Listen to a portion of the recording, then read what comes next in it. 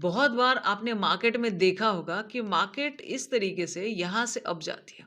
Up जाने के बाद एक डाउन आता है। डाउन आने के बाद फिर से इस लेवल से मार्केट अप जाती है। तो हम अगर ये समझ लें कि ये एक एंट्री पॉइंट है, यहाँ पे एंट्री की जा सकती है, तो हम इस ट्रेड को पकड़ सकते हैं क्योंकि मार्केट एग्जैक्टली इसी तरीके से चलती है। सो ये जो एंट्री पॉइंट्स, जैसे यहाँ से अगर दो जगह, ये एक एंट्री पॉइंट है, ये एक एंट्री पॉइंट है, ठीक है। सो हम इसको कैसे समझेंगे कि यहीं पे एंट्री लेनी है। देखो, मैं पर्सनली अगर मेरी बात करें, मुझे फिब बहुत ज़्यादा पसंद है। आज की वीडियो में हम बात करने वाले हैं फिबोनाची या फिब रिट्रेसमेंट की। इसमें एग्जैक्टली देखो, जब भी मार्केट अप जाती है, जो रिजेक्शन लेती है वहां पे फिब आपको एंट्री पॉइंट देता है। और इंट्राडे की बात करें तो इंट्राडे में मैं पर्सनली इसको बहुत ज़्यादा यूज़ करती हूँ, मुझे इससे एंट्रीज मिलती है। तो जो जो फिब के लेवल मेरे लिए काम करते हैं वही मैं इस वीडियो में आपको बताने वाली हूँ। सो यहाँ पे देखिए एग्जैक्टली अगर ये लास्ट में आप क्लिक करोगे, यहाँ पे लास्ट में देखो थर्ड रो आ रहा है लगभग, तो यहाँ पे जब क्लिक करते हो तो यहाँ बहुत सारी चीज़ें। फेवरेट रिट्रेसमेंट टॉप पे मेरे इसलिए क्योंकि मैं बहुत ज़्यादा यूज़ करती हूँ। हो सकता है आपको किसी, मतलब यहाँ पे हो सकता है थर्ड या सेकंड में मिले, पता नहीं। पहले शुरुआत में मेरा भी डाउन में था, जब मैं इसको ज़्यादा यूज़ करने लगी तो ये अपने अपने आप आ गया। तो यहाँ पे लिखा हुआ इस रो में ये समझिए कि आपको मिलता है फिव रिट्रेसमेंट, ये वाला। तो इस टूल का परफेक्ट इस्तेमाल हम कैसे कर सकते हैं वही इस वीडियो में समझने वाले हैं। यहाँ पे हम फिव रिट्रेसमेंट पे क्लिक करेंगे। जब यहाँ पे क्लिक करोगे उसके बाद देखो इस तरीके से यहाँ पे रख के मैंने ड्रॉ कर दिया, ठीक है। जनरली ये फिब यहाँ पे ड्रॉ हो गया, लेकिन अभी बहुत यहाँ पे क्या है, ये एक आपको फिब कम और ये बच्चों की ड्राइंग ज़्यादा लग रही होगी। इतना कलर, इतना ज़रूरत नहीं होता है। और इस तरीके से अगर आप यूज़ करने जाओगे तो आप इन लेवल्स को ना ढंग से समझ पाओगे ना यूज़ करोगे। इसको थोड़ा सा हम क्लीन कर लेते हैं। उसके लिए इसके ऊपर क्लिक करो। यहाँ पे आती है सेटिंग। सेटिंग में जब आप क्लिक करते हो, इसको इस तरीके से मैं रख देती हूँ कि कौन कौन से लेवल मैं हटा रही हूँ, इससे आपको पता चले। सबसे पहले बैकग्राउंड, इतना कलर मुझे क्या जरूरत है कलर की, बैकग्राउंड मुझे नहीं चाहिए, मैंने हटा दिया। उसके बाद इतने सारे लेवल्स, क्या यूज़ करूँ मैं इसमें, पहले एक को हटाओ। 4 ये वाला ऊपर वाला कोई जरूरत नहीं, इसको हटा दिया। देखना यहाँ क्लिक करूंगी वहां हटता जाएगा, क्लिक किया एक लेवल हट गया। सेकंड 3.6 ये वाला लेवल, ये भी नहीं चाहिए, इसको भी यहाँ से क्लिक करके हमने हटा दिया। थर्ड यहाँ पे ये वाला लेवल हमने इसको भी हटा दिया। उसके बाद 1.6 वाला लेवल इसको भी हटा दिया, ठीक है। अब थोड़ा सा ये फिब जो है थोड़ा सा मुझे अभी क्लीन लगेगा, ओके। थोड़ा सा ये फिब जो है यहाँ पे अभी ये मुझे थोड़ा सा साफ सुथरा लग रहा है। जैसे पहले एक पेंटिंग, एक ड्राइंग जैसी लग रही थी, अब थोड़ा सा क्लीन यहाँ पे लग रहा है। इस पे और क्लिक करेंगे, देखते हैं और क्या कर सकते हैं। इसको थोड़ा सा यहाँ हम यहाँ पे राइट में लेके आते हैं या इधर लेके जाओ, ठीक है। सेट करना है, हाँ यहाँ पे लिखा हुआ दिखेगा। यहाँ डाउन में आओगे तो आप चाहो तो, जैसे मल्टी कलर है, आप चाहो तो सिंगल कलर भी इसको यहाँ पे कर सकते हो। जैसे यूज़ वन, इस पर जब क्लिक करोगे, मान लिया मुझे एक कलर चाहिए, जैसे मान लिया मुझे ग्रीन करना है, ये सारे लाइन ग्रीन हो गए। ब्लू करना है, ब्लू हो गए। ब्लैक करना है, ब्लैक हो गए। चलो ब्लू रहने देते हैं, ओके। उसके बाद ठीक है, इसको हटा देते हैं। अगर आपको करना है तो ठीक है, वरना जैसा कलर था वैसा रह जाएगा। उसके बाद यहाँ पे आओगे तो यहाँ पे देखो ये लेवल्स क्या है, लेफ्ट मतलब सेंटर में क्लिक करेंगे तो देखो यहाँ देखना ब्लू में यहाँ क्या चेंज, सेंटर में क्लिक करोगे ये बीच में आ जाएगा। ये जो लिखा हुआ था साइड में ये बीच में आ गया। इसको थोड़ा सा ऐसे कर लेती हूँ, आसान होगा समझने में। हाँ वापस यहाँ पे ले आते हैं, यहाँ देखो, लेकिन मुझे लेफ्ट में ही चाहिए था, लेफ्ट ज़्यादा अच्छा था। इसको हम लेफ्ट में ही रहने देंगे। अगर राइट क्लिक करोगे तो ये राइट साइड में उस तरफ चला जाएगा। जनरली मैं लेफ्ट में रहने देती हूँ, लेफ्ट में रहने दूंगी। मिड, मिड में ठीक है। टॉप करने पे देखो क्या होता है, थोड़ा सा ऊपर चला जाता है और थोड़ा सा ऐसे नीचे आ जाता है। बेहतर है कि ये मिड में ही रहे, ज़्यादा बेहतर होता है। फॉन्ट साइज़ आप थोड़ा सा घटा बढ़ा सकते हो, जैसे 18 कर सकते हो, आपको बड़ा चाहिए तो 16 कर सकते हो, उससे बड़ा चाहिए, छोटा चाहिए 10 कर लो और छोटा हो जाएगा, ठीक है। ये आपके ऊपर है कितना रखना चाहते हो। सो देखा जाए तो थोड़ी बहुत सेटिंग और थोड़ी बहुत क्लियरिटी मुझे यहाँ पे हो गई। मैं इसका कलर ग्रीन रख लेती हूँ, जनरली मैं ग्रीन रखना पसंद करती हूँ। ठीक है, अब ये थोड़ा सा एक फिब आ गया, बट जनरली अब यहाँ तो बस हमने अभी सेटिंग की है फिब की सेटिंग मोस्ट इंपॉर्टेंट होती है, ताकि थोड़ी सी क्लियरिटी आए, वरना बंदा कंफ्यूज रहता है कि आखिर करे क्या। ठीक है, अगर ये 0.5 अगर आप इसको परसेंटेज में चाहो तो वो भी यहाँ से कर सकते हो, जैसे मैं यहीं पे बता देती हूँ। यहाँ पे देखो टेक्स्ट सेंटर वॉल्यूम, यहाँ पे देखो अब इसको मैं चाहूँ परसेंटेज में, तो यहाँ पे अभी देखो क्या 50% से ये परसेंटेज में आ गया। आप चाहो तो यहाँ इस तरीके से वैल्यू पे भी रख सकते हो, तो यहाँ एज इट इज़ रहेगा। ये अपना चॉइस होता है, बट इतना क्लियरिटी अगर कर लेते हैं तो फिब को यूज़ करने में हमें थोड़ी सी सहूलियत हो जाती है। अब कई लोग यहाँ पे एक चीज़ और होती है, जैसे मान लिया मैं फिब को यूज़ करूँ तो मैं यहाँ ऊपर से नीचे ऐसे ड्रॉ करूँ या यहाँ पे डाउन से अप ऐसे ड्रॉ करूँ, क्या दोनों में यूज़ कर सकते हैं। देखो अपसाइड मार्केट है तो आप डाउन से अप ऐसे ड्रॉ कर सकते हो, डाउन साइड मार्केट है तो आप थोड़ा ऐसे अप से डाउन ऐसे यहाँ पे क्लिक कर सकते हो। इसको मैं हटा देती हूँ। देखो फिब को अगर मैं यहाँ पे इस तरीके से ड्रॉ कर लूँ, वन सेकेंड, फिब को अगर मैं यहाँ पे इस तरीके से मैंने बेस से अप की तरफ इसको खींचा है। अब ऐसे में क्या होता है, मार्केट जनरली क्या करती है, यहाँ पे जब अपसाइड जाती है, ठीक है, उसके बाद जब मार्केट डाउन आती है, ये होता है बेस्ट लेवल फिब का। देखा जाए तो 0.5 का 50% का एक रिजेक्शन लेती है, उसके बाद इस लेवल पे एंट्री बनती है और मार्केट फिर अपसाइड की एक रैली करती है। ठीक है, चलो अब इसको हम चार्ट पे यहाँ पे समझते हैं। सो फर्स्टली आते हैं यहाँ पे, तो यहाँ पे इसको चलिए चार्ट में समझते हैं। यहाँ पे देखिए मार्केट ने एक मूव किया है, यहाँ से ऊपर गई, डाउन आई, फिर ऊपर गई, फिर से डाउन आई और अपसाइड की एक रैली की है। अब अगर किसी को एंट्री लेनी हो तो कैसे पता कि यहाँ एंट्री होगी या यहाँ एंट्री होगी और उसके बाद रैली होगी, कैसे समझ में आएगा। ठीक है, सो सिंपली मैं विक से ड्रॉ करती हूँ, मेरा यही तरीका है। सो मैं वही बता रही हूँ। सो कैंडल का जो विक होता है, ये जो देख रहे हो पतली वाली लाइन है, वो होता है विक। ओके, तो यहाँ पे देखा जाए तो मार्केट यहाँ से उठती है, अप की तरफ जाती है और यहाँ देखो इस 0.5 के लेवल पे आती है, उसके बाद फिर से यहाँ एक 0.5 के लेवल पे आती है और निकल लेती है। कई बार ये अभी 2 अटेम्प्ट ली, कई बार ये 1 अटेम्प्ट में भी निकल लेती है, ये अप टू मार्केट है।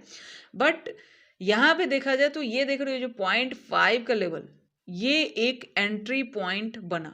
ठीक है, उसके बाद नेक्स्ट रैली जो यहाँ से ऊपर की तरफ हुई है, यहाँ पे देखा जाए विक से देखा जाए अपसाइड को हम यहाँ पे ड्रॉ करते हैं। ठीक है, अब यहाँ पे देखा जाए तो यहाँ से मार्केट उठती है, अब जाती है, डाउन आती है, 0.5 पे फिर से एक सपोर्ट बना रही है, देख रहे हो, और उसके बाद मार्केट अपसाइड की एक रैली करती है। सो कहने का मतलब ये है कि ये जो जोन होता है ये एक एंट्री पॉइंट होता है। इस तरह से हमने 0.5 के लेवल को समझा। समटाइम्स आपके साथ क्या होगा, यहाँ पे अभी देखो एक तो ये हो गया, अब ये हो गया 0.5 का क्लियरिटी। सिमिलर चीज अब यहाँ पे बात करें, अगर मैं ऊपर से ऐसे नीचे की तरफ यहाँ पे फिब ड्रॉ करूँ तो यहाँ पे क्या होगा एग्जैक्टली, मार्केट अगर डाउन जा रही है तो क्या करेगी, 0.5 के लेवल पे आएगी, यहाँ पे इससे रिजेक्शन लेगी और फिर से एक डाउन साइड की रैली देगी। यानी अगर सेलिंग का मार्केट है तो ये 0.5 पुट साइड के लिए एक एंट्री पॉइंट बन जाता है। इसको भी यहीं पे समझ लेते हैं। जैसे इसको मैं हटा दूंगा फिर, तो यहाँ पे आइए, यहाँ पे सेलिंग आ रही है।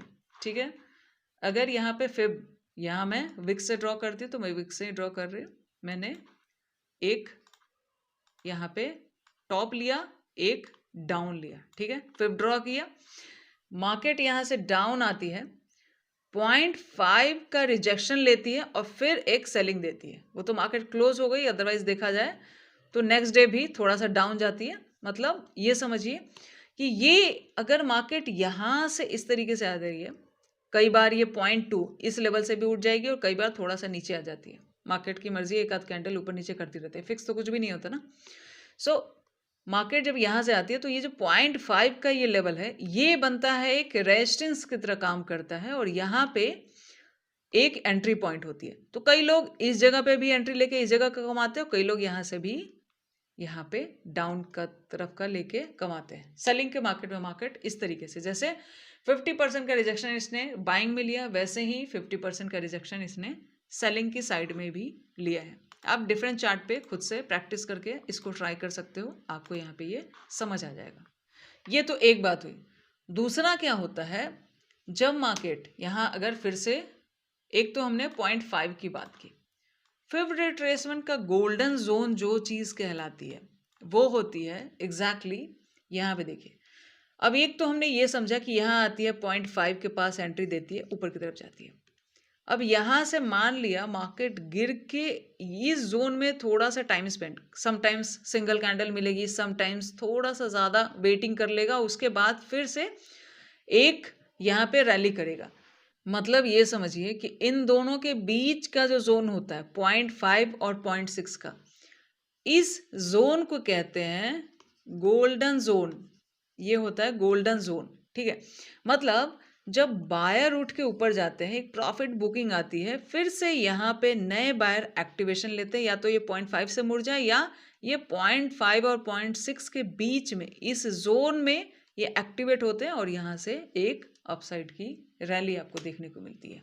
सिमिलरली इसको हम चार्ट पे समझते हैं। यहाँ पे देखिए, इस चार्ट में हम यहाँ पे यहाँ से यहाँ एक फिब ड्रॉ करते हैं, ठीक है। अब यहाँ पे इस चीज़ को देखिए, मार्केट ने क्या किया, यहाँ से यहाँ एक रैली की, उसके बाद मार्केट डाउन आती है, इस जोन में थोड़ा सा टाइम लगाती है, कैंडल बनती है, फिर आती है, टाइम लगाती है, उसके बाद एक अपसाइड की रैली देती है जो इंट्रा में आपको स्कैल्पिंग या एंट्री लेने के लिए मदद करता है। इस जोन में 0.5 और 0.6 के जोन में जब बाइंग साइड चल रहा हो तो फिर ये एक यहाँ पे आ गया गोल्डन जोन, ठीक है। ये वाला जोन यहाँ पे जहाँ बायर एक्टिवेट होते हैं फिर से, और फिर से एक अपसाइड की रैली आपको देखने को मिलती है, ठीक है। ये तो हो गया बाइंग साइड का, ठीक है। दूसरा होता है कि जब मार्केट सेलिंग साइड में, ऐसे ऊपर से नीचे हम फिर से ड्रॉ करते हैं, जब मार्केट सेलिंग में आ रही है तब क्या होता है कि मार्केट मान लिया डाउन जा रही है और फिर से यहाँ पे अगर 0.5 को ब्रेकआउट करके भी इस जोन में रुकती है तो ये भी सेलिंग की साइड का गोल्डन जोन होता है। ये गोल्डन जोन होता है, यहाँ पे फिर से 0.5 से 0.6 ये वाला जोन, और फिर से यहाँ पे सेलर एक्टिवेट होते हैं और मार्केट को डाउन साइड लेके जाते हैं, ठीक है। चलिए इसको भी हम यहाँ पे चार्ट पे समझ लेते हैं, ठीक है। यहाँ पे देखिए, यहाँ पे क्या है, यहाँ से मार्केट गिरना स्टार्ट करती है, यहाँ तक आती है और यहाँ से एक रिजेक्शन लेती है और फिर से यहाँ से एक सेल साइड का ट्रेड आपको देखने को मिलता है, ठीक है। अगर इसको हम फिर ड्रॉ कर दें तो यहाँ पे विक से देखो, अगर यहाँ से यहाँ एग्जैक्टली मैं विक से ही फिब यूज़ करती हूँ तो मैं आपको विक से ही यहाँ पे बता रही हूँ।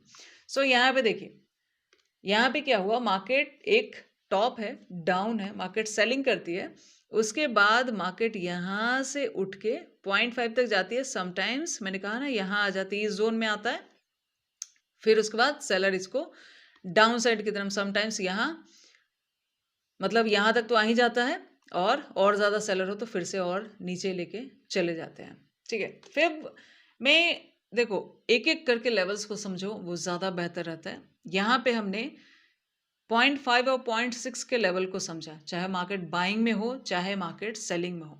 सो इससे क्या होता है, ऐसे तो हमें ये दिख रहा है कि मार्केट यहाँ से ऐसे डाउन आती है, अब जाती है, आती है, लेकिन फिब बताता है कि ये एक एंट्री पॉइंट है भाई, यहाँ पे आप पुट साइड का एक ट्रेड ले सकते हो।